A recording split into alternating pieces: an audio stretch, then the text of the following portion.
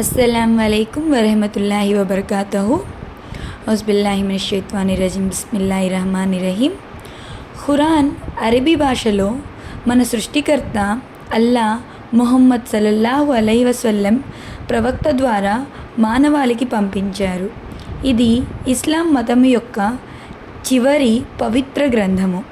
అరబీ భాషలో ఖురాన్ అనగా చదువుట, బల్లవేయుట, మాటి మాటికి చదివే గ్రంథం అని అర్థము. అయితే ఈ ఖురాన్ ఎందుకు చదవాలి? మానవుడు తన తల్లిని గుర్తించాడు, కానీ తన తల్లి గర్భంలో తనను సృష్టించిన ఆ సృష్టికర్తను గుర్తించలేదు. దివ్య ఖురాన్ సూరా 23 వాక్యం 12 నుండి 14 వరకు, నిశ్చయముగా మేము మానవుణ్ణి మట్టి సారంతో సృష్టించాము. తరువాత మేము అతన్ని వీర్య బిందువుగా చేసి ఓ సురక్షిత చోటులో నిలిపి ఉంచాము. మరి ఆ వీర్య బిందువును ఘనీభవించి రక్తంగా చేశాము. అది ఆ రక్తపు ముద్దను మాంసపు పిండముగా మార్చాము. ఆ తరువాత ఆ పిండంలో ఎముకలు ఏర్పరిచి ఆ ఎముకలకు మాంసం తొడిగించాము. ఆ పైన దాన్ని ఓ వినూత్న సృష్టిగా ఆవిష్కరించాము.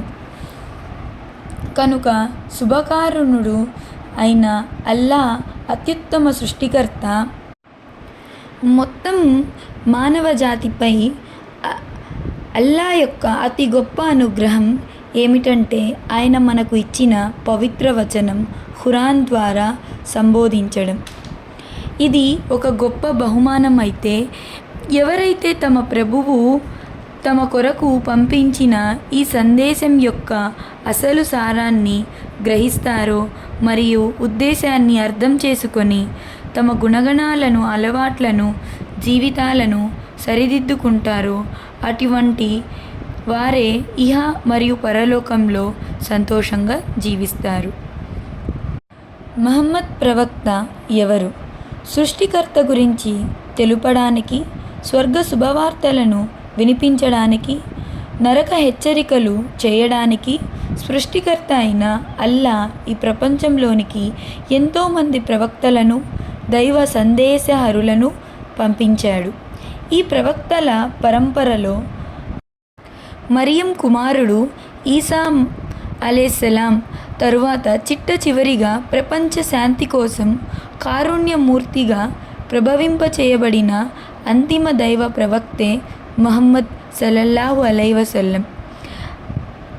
ఓ మానవుల్లారా, ఈ ప్రవక్త మీ ప్రభు తరపు నుండి మీ వద్దకు సత్యం తీసుకొని వచ్చాడు. కాబట్టి మీరు విశ్వసించండి, ఇదే మీకు మేలైనది. ఖురాన్ సూరా 4 వాక్యం 170. ఆయన అల్లాహ్ యొక్క సందేశహరుడు, ప్రవక్తల పరంపరను పరిసమాప్తించే చివరివాడు. ఖురాన్ సూరా 33 వాక్యం 40. అస్సలాము అలైకుం వరహమతుల్లాహి వబర్కాతుహు.